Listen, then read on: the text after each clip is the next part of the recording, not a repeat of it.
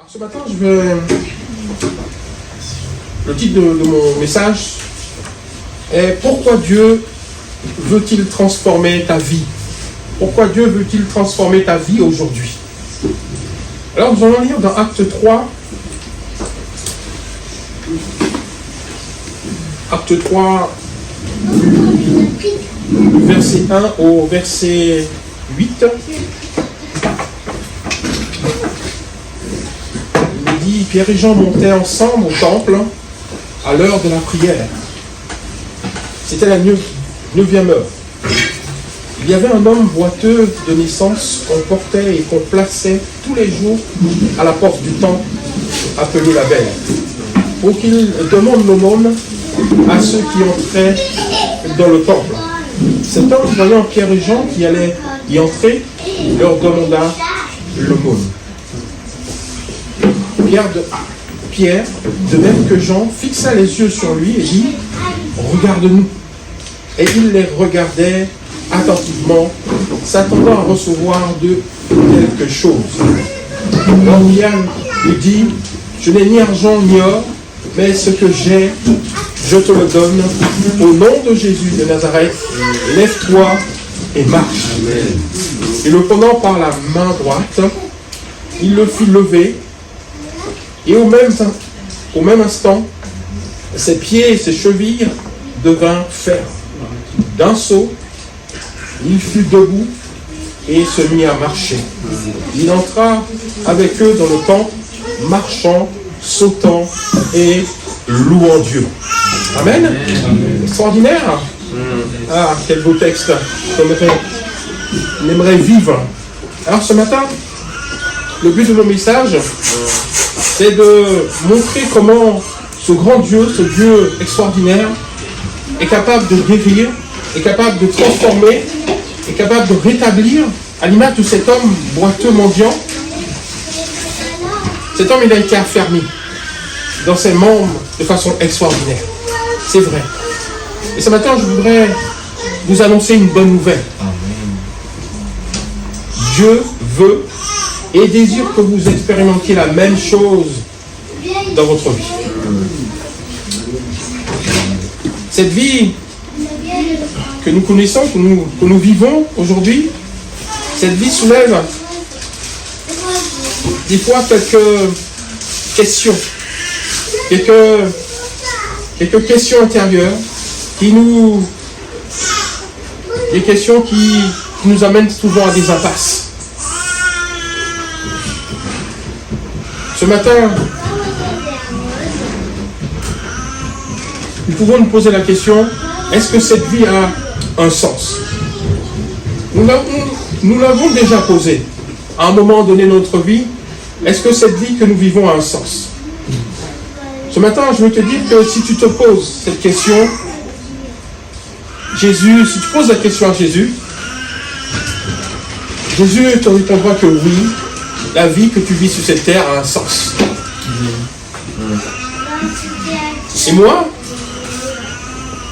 je te répondrai ce matin, à travers la parole de Dieu, que Jésus donne un sens à ta vie.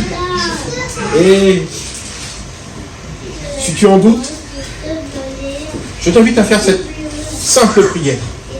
Une simple prière, une prière sincère. Et dire, Jésus, je t'ouvre mon cœur pour mieux te connaître. Tout simplement, faire cette simple prière. Amen. Maintenant que l'invitation est lancée, il faut s'engager. Il faut se donner. Il faut avoir cet engagement qui est un acte volontaire. Il est important de faire un choix et d'emprunter une route, une voie qui mène vers la transformation, la guérison.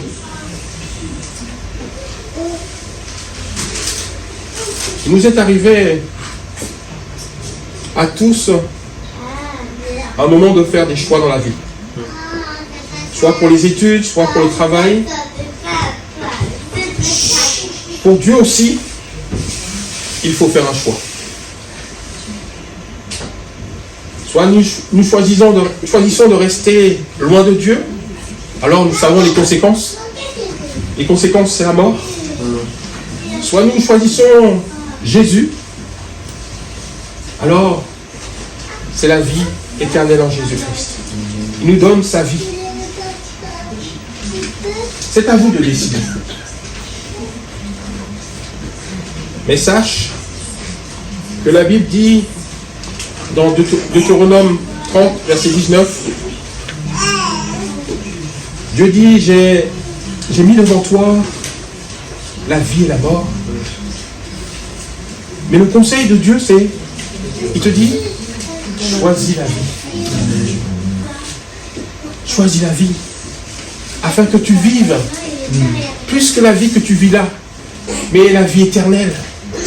C'est ça qu'il veut te donner. C'est cette vie éternelle qu'il faut saisir.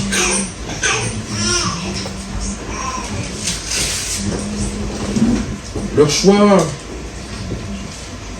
de Pierre et Jean, ils continuaient dans leur route, ils continuaient à avancer, ils allaient au temple, ils allaient ensemble, ils montaient ensemble au temple.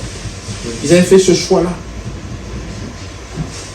Le lieu, le temple, c'est le lieu de rendez-vous avec Dieu. C'est le lieu de partage. C'est le lieu de communion fraternelle. Et mes frères et sœurs, mon ami, aujourd'hui, dans quelle situation te trouves-tu ce matin?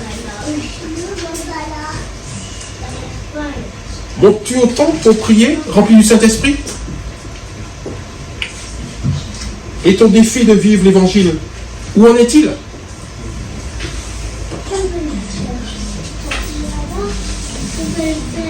Ou bien es-tu arrêté? Ah ben c'est le moment de faire le point. Où j'en suis? Tu te débats peut-être dans ta vie spirituelle? Tu te rends compte qu'il est impossible d'entrer dans la présence de Dieu? Tu as du mal à prier? Alors appelle tes frères et sœurs, ceux qui t'entourent, ceux qui t'aiment, qui te donnent la main, qui viennent prier avec toi.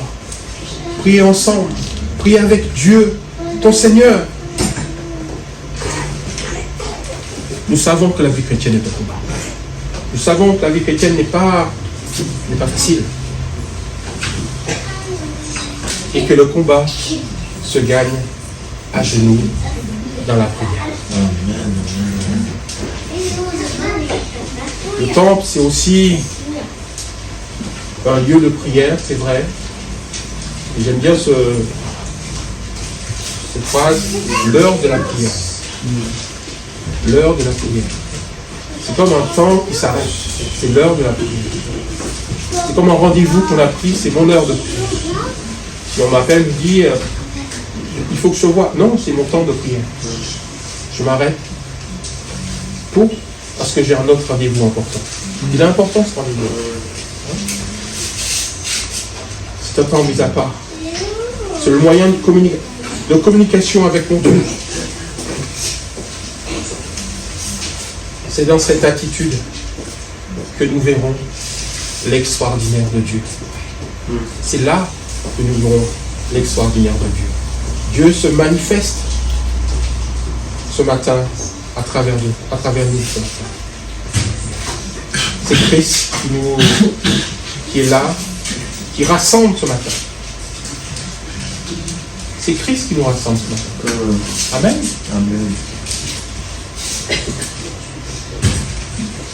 Voyons maintenant comment Pierre et Jean vont répondre à l'attente de cet homme. Mon deuxième point.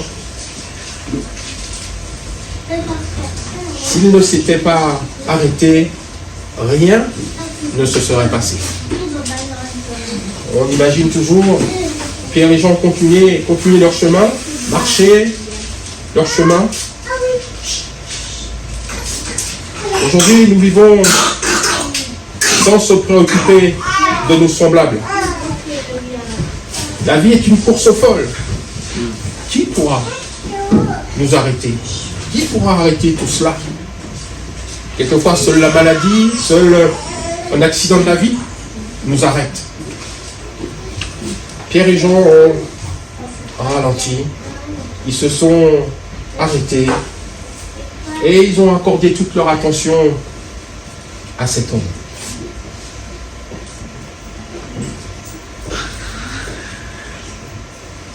Elle arrive, cette transformation. Elle arrive, elle a déjà commencé, je crois. Je crois fermement qu'elle a déjà commencé.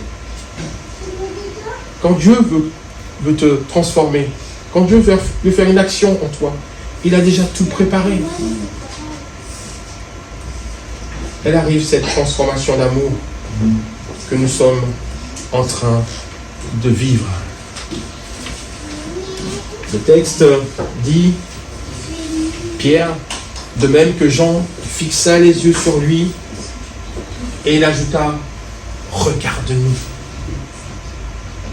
Regarde à Jésus.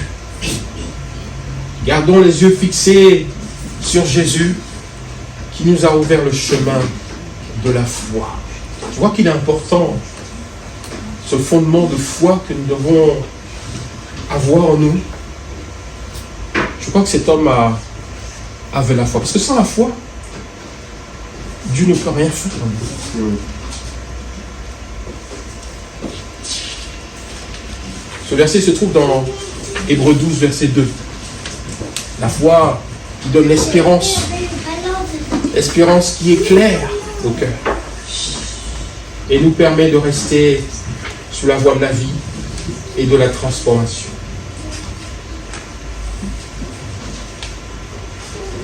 Mes amis, quelques questions que nous pouvons nous poser, quelques questions qui peuvent nous déranger lorsque nous voyons un mendiant, quelqu'un qui souffre, quelqu'un qui est dans la rue, quelqu'un qui est par terre. Je vous pose la question. Osons-nous croiser le regard de ceux qui nous interpellent? Osons-nous croiser le regard de ceux que nous rencontrons? Ou plutôt, est-ce que nous baissons les yeux, nous baissons la tête et nous contournons la route? Vous savez, il y a un chapitre dans Ésaïe 53 qui dit, je dirais une partie, pas tout le chapitre, qui dit semblable à celui dont on détourne le visage, vous l'avez dédaigné, nous n'avons fait de lui aucun cas, cependant ce sont nos souffrances qu'il a portées, c'est de nos douleurs qu'il s'est chargé. Et frères et sœurs, le ciel s'est ouvert pour cet homme, l'espoir renaît. Dieu l'a visité, le Seigneur Jésus l'a visité. Il n'est plus le même, il est un autre homme, car Jésus s'est chargé de la vie de cet homme. Réalise pour toi aussi que Dieu s'est chargé de ta vie tout entière. Lorsque tu choisis de vivre, de suivre Jésus, il vient habiter dans ton cœur. Il vient habiter dans ton cœur. Et tu deviens un chrétien qui rayonne autour. Et on a besoin de rayonner. Ta foi rayonne autour de toi. Tu transmets la vie. Tu transmets la foi. Au début, dans la vie chrétienne, j'ai rencontré des frères et sœurs qui avaient une foi tellement vivante, tellement plein de zèle. Et quand je les regardais, j'ai dit, j'aimerais bien être comme eux, avoir cette foi tellement forte, tellement vivante. Et en même temps, je me suis dit, il y a tellement un fossé entre nous. Il y a tellement de chemin à parcourir. Mais Dieu, la prière, notre prière, Seigneur, augmente-nous la foi. Augmente-nous la foi. Quelle œuvre merveilleuse que Jésus fait en nous. Elle qui continue. Il nous permet de renouer la relation avec Dieu le Père.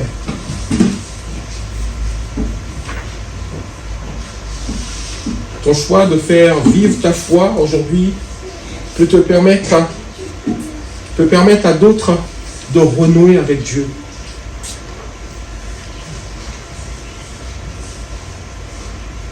En sommes-nous conscients? En sommes-nous conscients? Les disciples n'étaient pas des hommes d'une qualité supérieure. Ils n'étaient pas des surhommes. Ils vivaient juste l'esprit de Christ, l'esprit d'amour. Et leur vie chrétienne ne se résumait pas à venir prier, mais à permettre à d'autres de se joindre dans le lieu de prière par une parole de délivrance.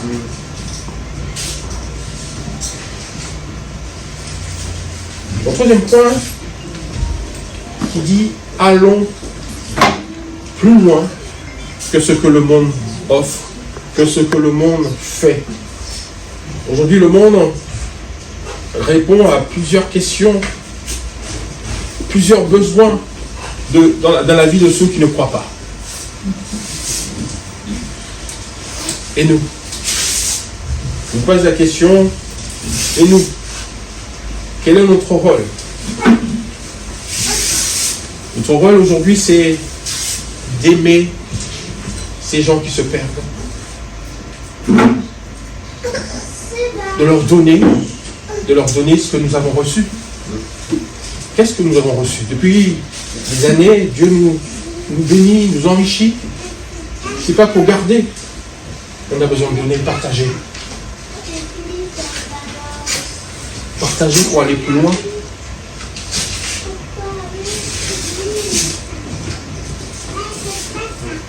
Tout cela en Christ, en Jésus-Christ. Tout cela, c'est Christ qui nous inspire. Nous devons nous laisser guider par cette parole de consolation et poser des actes. Poser des actes. Nous allons faire un choix. Nous allons décider. Nous allons agir. Luc 25, verset 33, je vous le dis, c'est un exemple que vous connaissez, un verset que vous connaissez bien. Vous vous rappelez, il y avait un sacrificateur et un lévite. Il passe outre. Mais un samaritain qui voyageait, étant venu là, fut ému de compassion lorsqu'il le vit. Il vit cet homme battu, blessé, laissé sur le bas-côté. Alors il s'approcha et borda ses plaies, en y versant de l'huile et du vin. Puis il le mit sur sa propre monture, le conduisit à l'hôtellerie et prit soin de lui. Le lendemain, il tira 2 deniers et donna à l'autre et dit: aie soin de lui, et ce que tu dépenseras de plus, je te le rendrai à mon retour. À mon retour, ça me fait penser au retour de Jésus. C'est à cela que nous sommes appelés. Aller plus loin. Il va plus loin. Il le confie à l'autre, mais il lui donne encore 2 deniers. Et ce que tu auras dépensé de plus, je te le rendrai à mon retour. Nous sommes cette église qui est appelée à faire cela. C'est ce que Dieu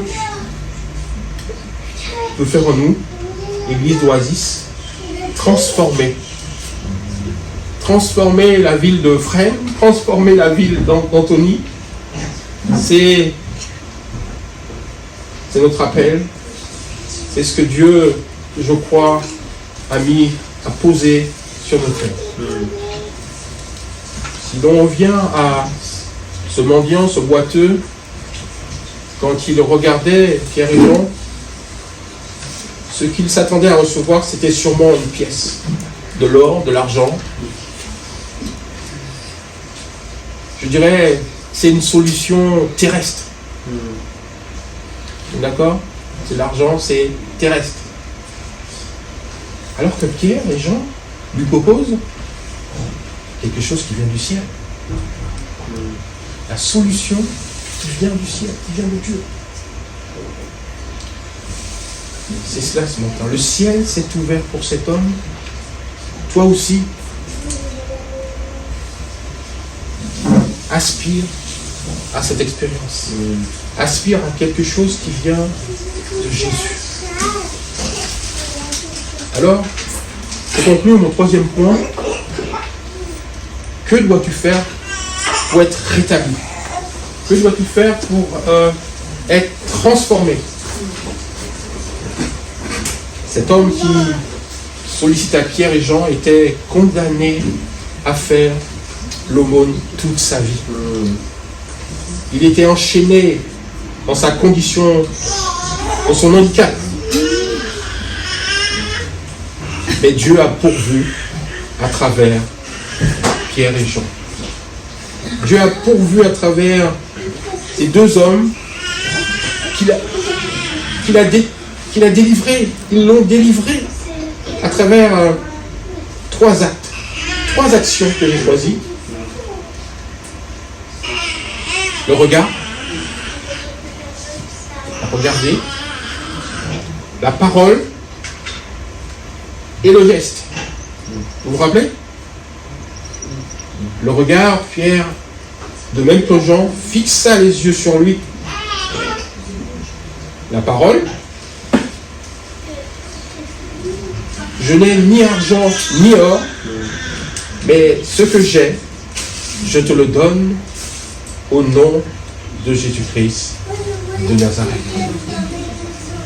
Et ensuite, le geste. Et le prenant par la main droite, il le fit lever.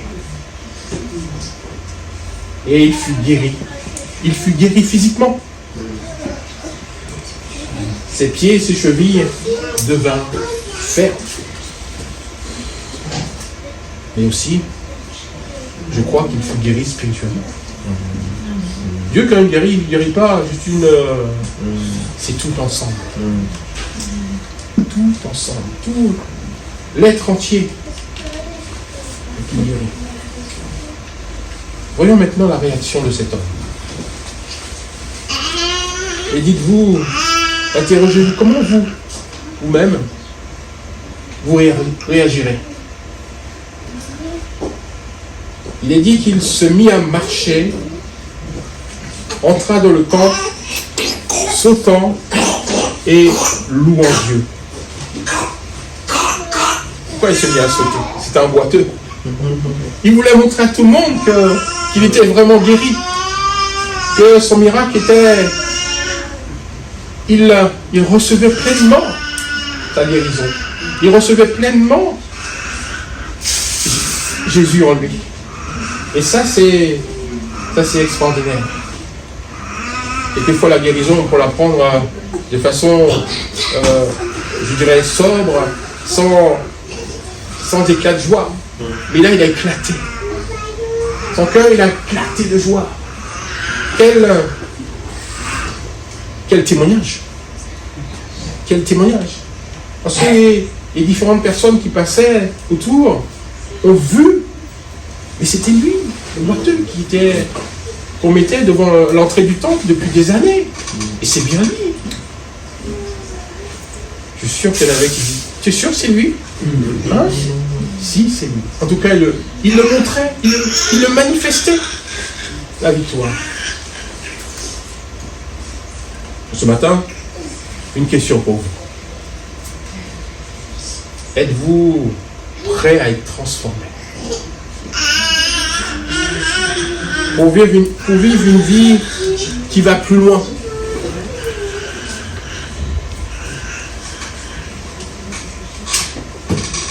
plus loin que ce que vous vivez aujourd'hui. Nous voulons toujours, notre objectif, c'est saisir la parole de Dieu pour l'expérimenter. Quelle force elle a, cette parole, lorsque nous voulons l'expérimenter. Et Dieu n'attend que ça, que nous puissions non seulement l'écouter, mais la faire vivre en nous, dans notre être. Amen. Prions. Seigneur mon Dieu, je te remercie, Seigneur, parce que encore une fois, tu ne cesses de nous parler, et nous voulons aussi t'écouter, aussi ouvrir nos cœurs, aussi ouvrir nos esprits, pour que nous puissions saisir ta parole, saisir ton message, saisir ce que tu as à mettre dans nos cœurs, Seigneur. Nous voulons, Seigneur, avec la foi que tu nous as donnée, faire cette prière aussi. Augmente-nous la foi. Fais-la grandir. Fais-la pousser dans nos vies, Seigneur. Parce que nous voulons la faire partager. Nous voulons montrer cette joie que nous avons de vivre avec toi, Seigneur. La communiquer autour de nous, Seigneur. Seigneur, sois béni. Que tu bénisses chacun d'entre nous ce matin. Que tu bénis l'église d'Oasis et que tu bénisses toute cette contrée, Seigneur. Au nom de Jésus.